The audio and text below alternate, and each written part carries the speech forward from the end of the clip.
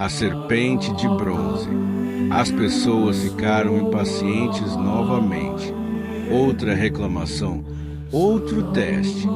Não tem água, e nós odiamos essa comida. Então, cobras venenosas apareceram entre eles. Elas picaram muitos israelitas, e o povo começou a morrer. Eles clamaram a Moisés: pecamos quando falamos contra o Senhor e contra ti. Então Moisés orou, e Deus lhe disse: faça uma serpente de bronze e coloque-a num poste. Quem olhasse para ela viveria. Ele obedeceu, e todos os que olhavam para a serpente eram curados, não pelo bronze, mas pela obediência e pela fé. Vitória sobre os reis. Enquanto viajavam, nações inimigas se levantaram contra Israel. Primeiro, Arade, o cananeu. Ele atacou, mas Israel reagiu e venceu. Então, os amorreus, liderados por Seom, ele recusou a passagem de Israel. Ele saiu para a batalha, mas o Senhor entregou Seom nas mãos de Israel. Suas cidades caíram.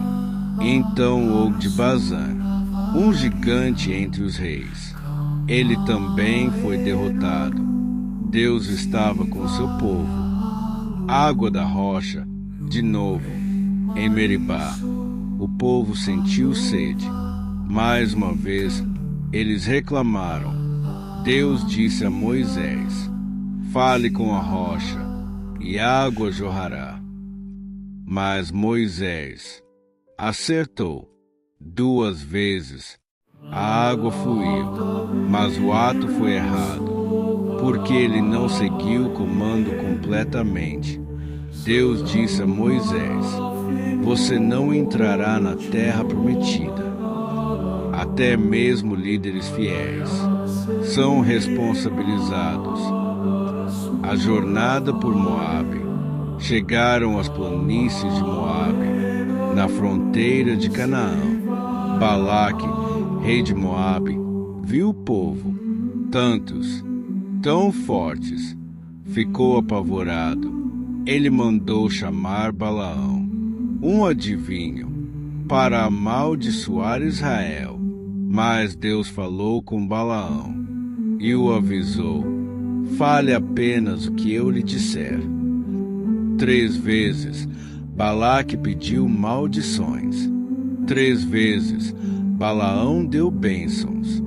Ele declarou: quão formosas são as tuas tendas, ó Jacó! Uma estrela surgirá de Israel. Um governante surgirá. Deus transformou cada maldição em uma profecia de vitória, pecado e peor. Mas logo, Israel caiu em tentação. As mulheres moabitas os convidaram para suas festas, para adorar seus deuses, para se curvar diante de Baal. Muitos aceitaram. Eles se curvaram, eles comeram, eles pecaram. A ira de Deus ardeu. Uma peste irrompeu, e 24.000 pessoas morreram. Mas um homem, Finéias, permaneceu com zelo. Ele acabou com o pecado, e a praga cessou. Sua coragem foi recompensada com um pacto duradouro, uma promessa de sacerdócio para a sua linhagem, um novo censo. Depois que a praga terminou, Deus instruiu Moisés e Eleazar a contar o povo novamente. Esta não era a mesma geração que havia deixado o Egito. Todos contavam. Nasceu no deserto. Os velhos pereceram. Só Josué e Calebe permaneceram. Cada tribo foi numerada, cada nome registrado, cada linhagem familiar marcada. Nenhuma promessa foi esquecida. Leis de herança. Depois vieram as filhas de Zelofeade, 5 mulheres.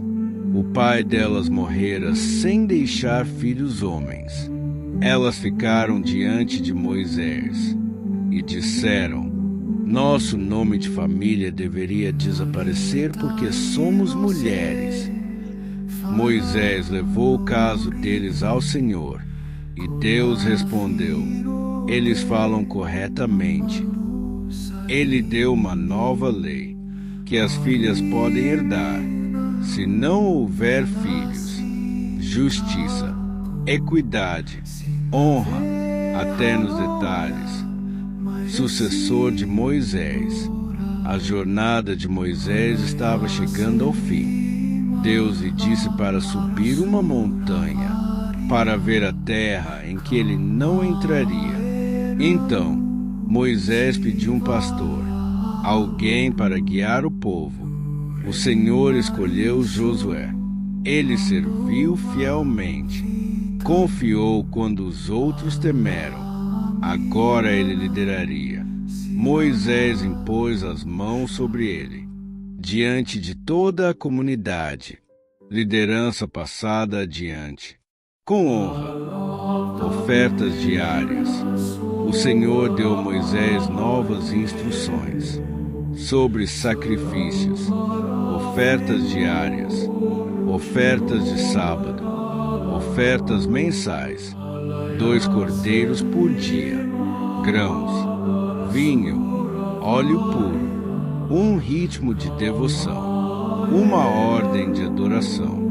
Tudo teve seu tempo, tudo teve seu propósito. Não se tratava de quantidade, mas de consistência, de coração, de obediência, votos e compromissos. Depois vieram as leis dos votos. Se um homem fez uma promessa ao Senhor, ele deve cumpri-la. Se uma mulher fizesse um voto, seu pai ou marido poderia confirmá-lo ou cancelá-lo. Mas uma vez confirmado, permaneceu firme. Deus levou as palavras a sério. Promessas eram sagradas, compromissos importavam. Mesmo no deserto, ele estava moldando um povo que orava a sua palavra. Você acabou de testemunhar uma parte da jornada de Israel, onde batalhas foram travadas, pecados foram expostos e a misericórdia ainda prevaleceu. Da serpente de bronze erguida no deserto, a derrota de reis que estavam no caminho, a um profeta contratado para amaldiçoar, mas forçado a abençoar. Deus estava escrevendo uma história muito maior que o deserto, mesmo quando o povo falhou novamente, com ídolos, rebelião e votos quebrados. Ele permaneceu fiel, guiando-os, corrigindo-os, preparando-os. Então, agora, pergunte a si mesmo, onde você está na sua jornada? Ainda lutando contra velhos padrões? Ainda buscando água viva? O Deus que curou com apenas um olhar para uma imagem de bronze. Ele ainda restaura, ainda redime, ainda chama você a segui-lo plenamente. Se esta mensagem despertou algo em você, não deixe que ela pare por aqui. Inscreva-se neste canal. Compartilhe este vídeo. Deixe que outros experimentem a verdade, a graça e os avisos encontrados nestes caminhos ancestrais. Porque o deserto não foi o fim para eles, e também não é o fim para você. Vamos continuar caminhando, capítulo por capítulo, até que a promessa seja cumprida.